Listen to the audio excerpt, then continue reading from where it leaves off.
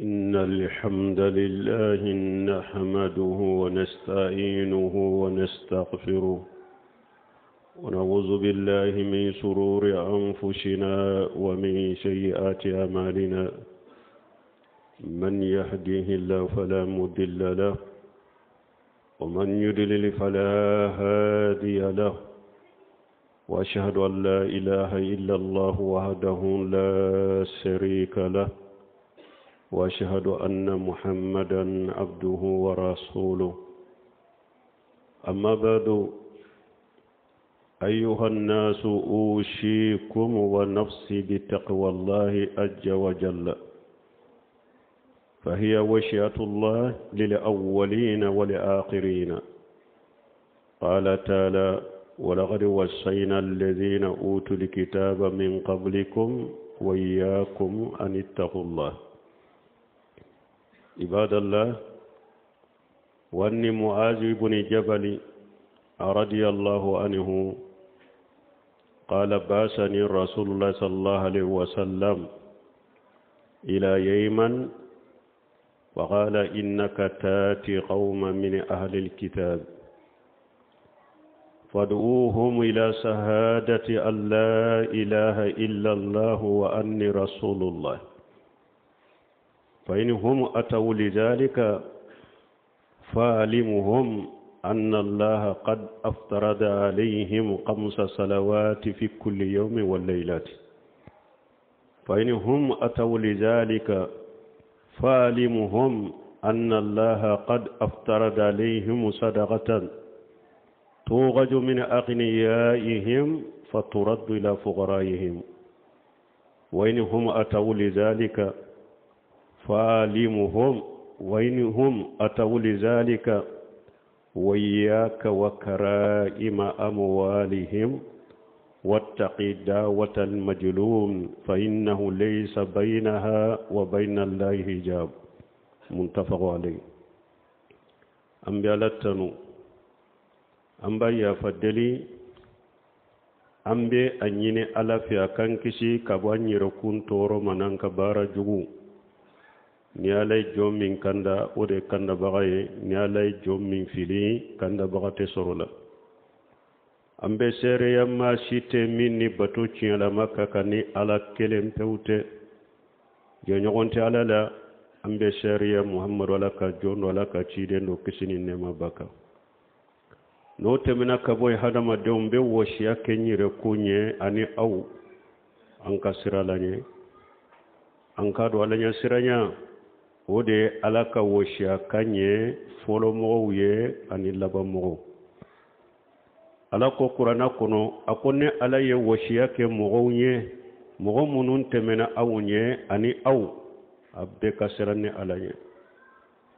anko ala siranya yede ala yinyamrani munu nye kuke ala yi fatanya kabo munu nye kutoy alaka jow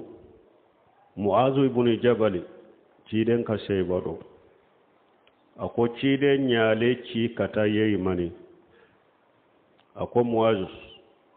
ibeta mogofe ibeta ka mogo wele mogo munu kumfiunte kalambaliute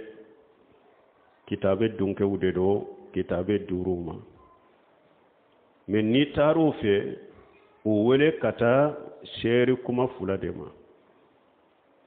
wele kata sheri kuma fula min derma folo o ka do ko bato fensite min ka bato ciani ala kelen pewte o ka do ne muhammadu ala ka ci dende balmo ni hadisa nana na chogo dola innaka tati qawma من أهل الكتاب فليكن أول ما تدعوهم إليه شهادة أن لا إله إلا الله وفي الرواية إلى أن يوحدوا الله. بهذا تقولوا تيدنكم واجما إبتا مغوما كتابة دونك وددو ميبين ولي كتافين فرو منا ويدي وكادو kaseriya na ye ko bato fensite min ka bato cien ala kelem ni ala kelem pewte o ka do fana ko muhammadu ala ka ci danya na chogo doda ilanyu wahidullah uwele uka ala ke kelenye batola balmo ni hadisa ya yira folo ni woleli kela ibe mogo munu wole u cogo do u kala hala do de folo wode ya to cide nye kitabe dunke u kala hala ya fo muaju ye pour muaju bese ko wole cogo mi abu mina cogo mi ano do afulana hadisa nya yira na ja hada madem bese ka ke doni ke bagaye ite tauhidi iba soro itado ibe se ka ke doni ke bagaye ka soro ite aqida do akon nonu nya kitabe dunke do doni ke bagaw de do me minye tauhidi ni sheru kuma fulenye utudo ibe se ka ke doni ke bagaye ko ite ka kasoro ite tauhidi do akwa ku wele kata tauhidi ma sheru kuma fula ni nya yiran nafana kuni hadamade ni ko be woleli ke kata alama iba damina de mi hamilende folo min ka gele folo woleli damina odela wodi ato ciden ko maju ka woleli damina tawhidi de la folo tawhidi de ka gele ni fembe woleli kila be woleli ke ika woleli kun folo ana folo o ka ke tawhidi de ode gele ya folo mogo ko do folo wodi ato ciden ko muajuma iku wele kata sheru kuma fulama na cogo dola iku wele kata tauhidima numa tauhidin famu uma soma kana fe ngora fuyede nya yiranna ni ja tauhidi te hada madem wolo ni salira ala makoti ka salila ni sunna ala makotala ni hijura ala makotala ni jakabwa te foi na faima wodi ato ko wele kata seru kuma fula de mafolo nu ye odode uyo famu usonoma o kofi be do wore fuye ne nu ma so tawhidi ngo famu kana fe wore fuye de aw balma na ko seru kuma fula shahadatu la ilaha illa allah la ilaha illa allah kore munye la mabuda bi haqqi illa allah bato fen site min ka bato ciyani ala kelem fewute bato fewumbe jiya kono de uyu bato ka farala kam mi abengalo jalika bi anna allah huwa alhaq wa anna ma yaduna min dunihi huwa albatil ala ko ala ka bato de ciyaye fi ngo fembe bato ka farala ka bengalo donc la ilaha illa allah mun fana fule ni nyembalimaw alla nyini te ko aka foni nenye ka foda kono ka soro saratu madda fay bolode saratu de be la ilaha illa allah la وديت ونانا قيل لوهب ابن منبه أليس لا إله إلا الله مفتاح لجنة قال بلى ولكني ليس مفتاح إلا وله أسنان فإن جيت بالمفتاح له أسنان فتح لك وإلا لم يفتح لك uko wahab ibn munbahima ko yala arjanna kilete la ilaha illa allah de yawa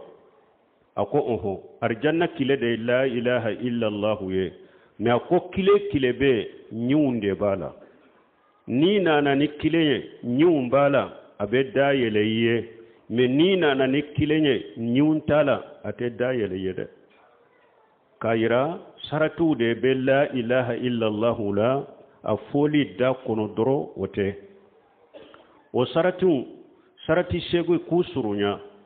afolo ali ilim bimanaha nafyan wa isbatan al munafi lil jahli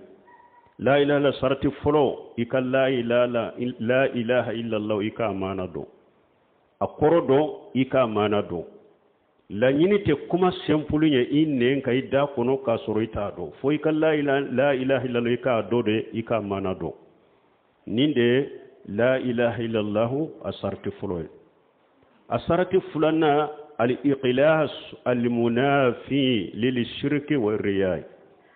la ilaha illa allah sarti fulana aqalashi idusukun kono dusukun qalasi mi na be fulan ka fu yagge ani yere jira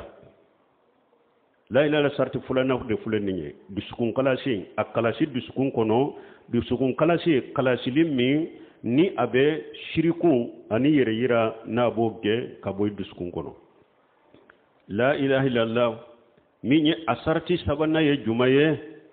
al yaqinu المنافي للشك والريب إكاد دانكن يعني لا إله إلا الله دانكن يعني مي ناب الشكا أني تاكنا سجي نابو جي كابو إدسكون كونو لا إله إلا الله نفلا كنا كي دسكون كونو ألا نفلا كنا كي دسكون كونو لا إله إلا دانكن يعني نين أسرتي سبناي أسرتي نالنا الصدق المنافي للكذب دا لا إله إلا الله لا دالمي من يكال لا إله إلا الله كو غالون تيغيا نابو جي كابوي دسكون كونو نيندي سرتي نالينا دا لا إله إلا الله دا ألا سرتي دورنا المحبة المنفية للبغض والكره لا إله إلا الله إكا كانو كانومي نابي لا إله إلا الله كونيا أني أجويا نابو جي كابو إدسكون كونو نيكو لا إله إلا الله توحيد كانو دي إكا توحيد تيغو كانو إكا توحيد باراو إكو أولو كانو إكا فلان كفويا إكا كو إدسكون كونو نيندي لا إله إلا الله أسارتي دورونا لا إله إلا الله كانو توحيد كانو إكا توحيد تيغو كانو إكا توحيد دونكو كانو إكانو كو إدسكون كونو ikani besin kono yeddu sukun kono ninde sarati duruna la ilaha illallah asarati worona alqabulun almunafi litark ikal la ilaha illallah mina limi nabe la ilaha illallah toli nabe agge kaboy sukun kono manay kana la ilaha foli toye niya fofana kabara kenaye ikano toye fana la ilaha illallah yemmi nyinife akede ayi bali minna ika toyede ninde sarati woronay asarati wolon fulanna al inqiyadu al munafi li raddi la ilaha illa allah ire kolo kata kabarama ikana sagi nu ko fengo fende ni ko la ilaha illa allah ni nyinini fe ikake ni sheke bo la kano ko masina sagi ibo kede ibi ire kolo ko kede لا إله إلا الله سرتي ولون فلنا يندين لا إله إلا الله أسرتي سجنا والكفر بما يعبد من دون الله فيمو فيم ببتو كفر علىك كافريانا بيه فيمو في ني أبتورا كفر علىك دي كنا سواما يبي كافرنا بيه ومن يكفر بالطاغوت ويؤمن بالله فقد استمسك بالعروة الوثقى لا انفصام لها ala ko ni mo min kafirani mushriki yaw ni tagutu ni fulan kafu yawye illi manani alaye ye jurumina jurumin tettige donc ni ko la ilaha illa allah pour akin nafa fonni sarati shegi de kadda fay bolo ni sarati shegi madda fay bolo ni la ilaha illa allah fo harita miliyari de ni sarati shegi madda fay bolo wahab ibn munbah min fo abe komi kile bi bolo nyiuntala ate foyna fayima jiya ate foyna fayima kaburu kono ate foyna fayima lagara woni sarti segi de kadda fay bolo ni la ilaha illa allah sarati wiye kusurunya nin kelen min nanya fo abena kaddelila de do qur'ana ayawla ani hadisa sahalun me kutuba wakati teseka atako ulube fo ni ambora uyorola muhammadu rasulullah wa anni rasulullah ika fuye konne alaka cidende bon ni ko muhammadu rasulullah afana te akafo dalate la nyinu debe afana la mana debe afana la saratu debe afana la minye muhammadu rasulullah afana sarati shegibe afana la asarati folo ye munye al-ilmu bi sunnati rasulillah sallallahu alaihi wasallam ni eko muhammadu rasulullah ka foy dala te kishigi otede foy ka ciiden ka sunna nyanyini ika dode eko muhammadu rasulullah muhammadu de ciide nyem bettugo alede ko ni alede cirima ni bettugo alede ko ni ma ale ka sunna nyanyini ko do bettugo ko cogodi foy ka aka sunna nyanyini ko dode odi ato ayere ko wa alaykum bi sunnati fa alaykum bi sunnati wa sunnati al-khulafa'ir rashidin al-mahdiyyin akum bauma akanne ka sunna mina aninka kalifanani ka sunna harisa dola ciden ko le kamantum bebe do arjanna kono fo min banna e ko jombe bar janna donima akoni mogo ni tugura ne ciden ko ibe do arjanna meni mogo ne ciden soso ibanna arjanna donima wala foyi ka ciden ka sunna nyanyini ka do ka barake nay ni nye muhammad rasulullah sarati fuloy muhammad rasulullah asarati fulana ye munye wa tasdiquhu bima akhbara bihi ciden ye kibariya fo ikadda abela wama yantiqu anil hawa in huwa illa wahyuha ciden te kumana ninduwe fingo finna ya fode wa hawde do na cirama fingo finni ko hadisa sahalinde yenni fo ko ciden ko nimbeke ube ciden ko ninka fo ube ciden ko ninkera kateme fo ikadda ola ikadda ciden ya sallallahu alaihi wasallam minye muhammad rasulullah asarati fulana yeninde ciden ya kibariya fo da abela la munye muhammad rasulullah asarati sabana ye munye taatuhu ikatugu ciden ko sallallahu alaihi wasallam ciden yi nyamura ni minye ika ke ayi fatanya kabo minna ika toy ya ayyuhallazina amanu atiullaha wa rasulahu alakum mu'minu ayetugo alako akatugu ciden ko wa qala ta'ala wa ma ataakumur rasulu faquduhu umanahakum anhu fantahu alakum masamin korota lendo ako ciden ye mindi aw masariyala ni bato cogo aya mina ciden yaw bali minna aya toye wala muhammad rasulullah sarati sabana tugu ciden ko sallallahu alaihi wasallam muhammad rasulullah minye asarati nani naye minye mahabbatuhu ika ciden kanu sallallahu alaihi wasallam ciden ko la yu'minu ahadukum hatta akunu ahabba ilayhi min malihi wa nafsihi wa waladihi wa walidihi wa nasi ajma'in ciden ko dola kelente siga ke mu'mini dafale nya bada fo ikanne kanu kateme yire kunka ikanne kanu kateme yire kunka ani kan na follow ani dewu ani bange bagaw ani hadama dembe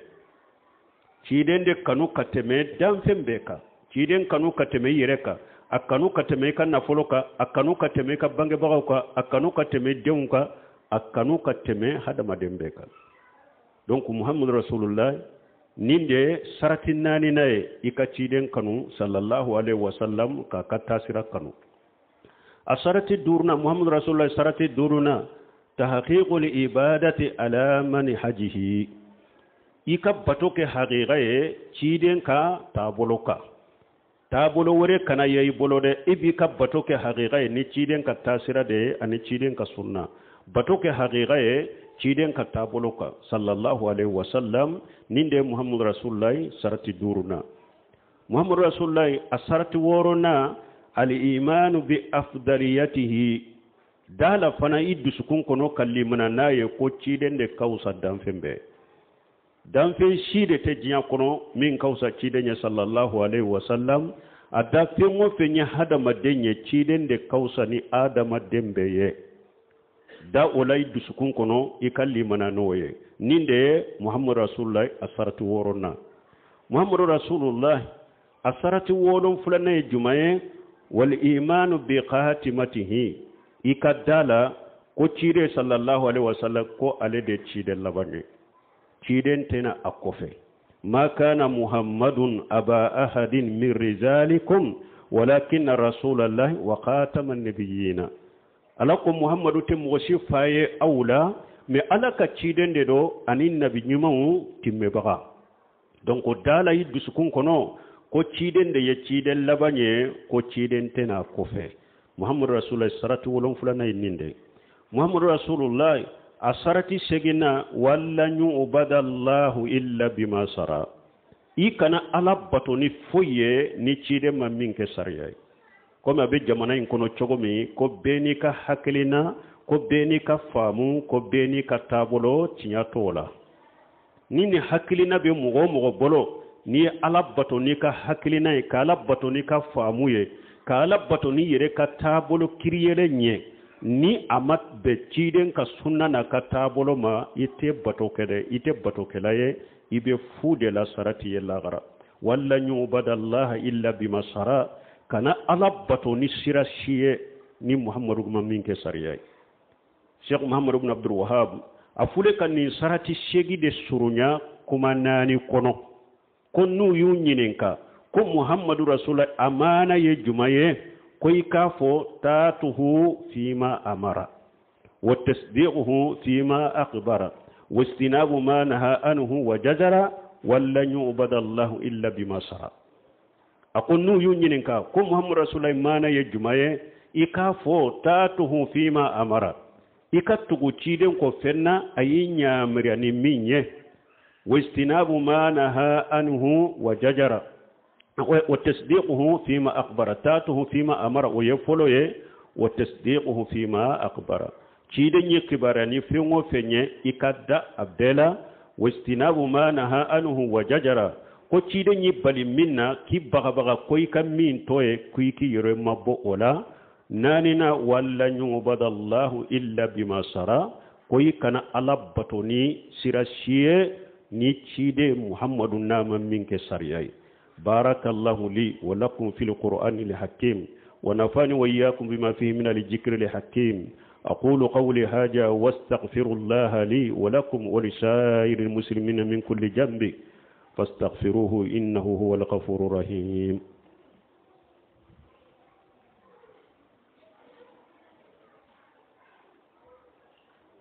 الحمد لله رب العالمين والصلاة والسلام على نبينا محمد وعلى آله وصحبه وسلم تسليما كثيرا وكفي تمامي تشيدين نيفو مؤاجو سير كما فلا أنفلك كما ولوك كسرنا تشيدين كوفين هم أتوا لذلك فعلمهم أن الله افترض عليهم 5 صلوات في كل ليلة في كل يوم وليلة وكفي تشيدين كو مؤاجو ako sere kuma fula min fule ninye ni kitabe dunke yemanin kan nu yen nin famu ibolo usonan ni ma ula duniya ko alaye farda salli duru binu ka suni tile kono farla salli duru alaye bulu ka suni tile kono ni nya yiranna sere kuma fula kofe silamiya jonshe ula min bena min ka gelena beye waye farda salli duru ye sere kuma fula kofe min ka gele silamiya jonshe wala min ka giri katema be ka ye farda salli duru donc ciden ko sere kuma fula ko fe ku la duniya ko ala ye farda salli duru buluka su anitle donc ne nya yiranna ko wotiri salli nonu ulu ye sunna de fardawte wala hasalli ulu ye sunna ye fardawte nafila to ulu ye sunna ye fardawte farda ko ni ye duru de farla salli duru iku ula duniya ko ala ya o farda ya uka donc mbalmo salli fana fule akagele wodi ato anana abi hurata ka hadisana inna awwala ma yuhasabu bihi al-abdu yawm al-qiyamati min amalihi salatuhu fa in saluhati faqad aflaha wa anjaha wa in fasadati faqad qaban wa khasira fa in antaqasa min faridatihi shay'un yaqulu rabbu ajja wa jalla فانظروا هل لعباد من تطوع فيكمل بها فريدته ثم يكون سائر آماله على ذلك حديث سالنا نبورتا كو تشيدن كو يوم القيامه دو جو بارا منم بيني الاچه ala bi nyinin ka folo minna ويكا ساليده ala ba ikorosi abe ikorosi fen folo min ka bara munum be ani alache ibe korosini bara foro minye qiyama do sallide do ibe korosini sallide ala ba fu malika ku ka sallide lajje foro ni ka fardaw dafalendo ni ka fardaw ma dafa nu nagasira ala ba fu malika uma ayen nka jo lajje ya la nafila sallu ba bolowa ni nafila sallu ba bolo min nagasira ka fardala akko dafana kan nafila sallu ye ni nafila sallu bu bolo ubika farda min nagasira uba dafani kan nafila sallu ye o kofe e ka bara to be ala ba be dafa yenni chogo de la fukati kisi donc an kan janto farda sallila bo farda sallin kofe nafila nunu fana nafa bula wodi ato hadisa do na ummu habiba tabolo akom man salla fil yawmi isnatay asaratan arakiatan isnatay asarata arakiatan buniya lahu baytu fil jannat 4 ركعات قبل الظهر وركعتين بعدها وركعتين بعد المغرب وركعتين بعد العشاء وركعتين قبل صلاة الفجر. حبيبة كحديثنا أنا أكو تشيدن كو شوني تلي كنو كوني مغمي ني أركنتني فلا كوني يجانتو ولا نافلة فردتري أركنتني فلا نافلة ني يجانتو ولا ني وصلي سوني تلي كنو ko alabe malika unya mariya ku ka sojo yar janna kono warakantani fulo arwakantani fula ciden ko arakannani salli fananye arakan fula salli fana kofe arakan fula futuri kofe arakan fula safo kofe arakan fula fajiri sallinye sani ka sogoma farda salli arakatal fajiri mimbe salli warakan fula de kodo donc ni arakantani fula ni mogo min ye nunun korosi ka ɲanamaya kɔnɔ ala bɛ malikaw ɲamara k'u ka sojo yara janna balimaw an bɛ ala deli muwaju ka hadisa tɔ wagati y'an sɔrɔ kuma tɛ se ka kɛ o kan an bɛ ala deli min ye seere kuma fila u foli an'u ka saratiw dafalen an'u ka maana doni an'u ka baara ala ka nɔgɔya ɲɛ min ye farda salli 5 in din cogo ɲuman ala k'o nɔgɔya ɲɛ nafila munun fana be farda nunu nɔfɛ ani min ye nafila tɔw ye ala ko o kɛli nɔgɔya ɲɛ an ka ɲanamaya kɔnɔna na n'an b'u kɛ cogo ɲuman la ani dusukun kalasi. Allahumma salli ala Muhammad wa ala ali Muhammad kama sallaita ala Ibrahim wa ala ali Ibrahim innaka Hamidum Majid. Allahumma barik ala Muhammad wa ala ali Muhammad kama barakta ala Ibrahim wa ala ali Ibrahim innaka Hamidum Majid. اللهم اجعل الإسلام والمسلمين وأذل الشرك والمشركين ودمر أعداءك أعداء الدين برحمتك يا أرحم الراحمين. اللهم اغفر لنا ولوالدينا ولمن سبقنا بالإيمان يا رب العالمين. اللهم أصلح أولة أمورنا. اللهم أجعل بلادنا آمنا وسائر بلاد المسلمين يا رب العالمين يا أرحم الراحمين. وآخر دعوانا الحمد لله رب العالمين.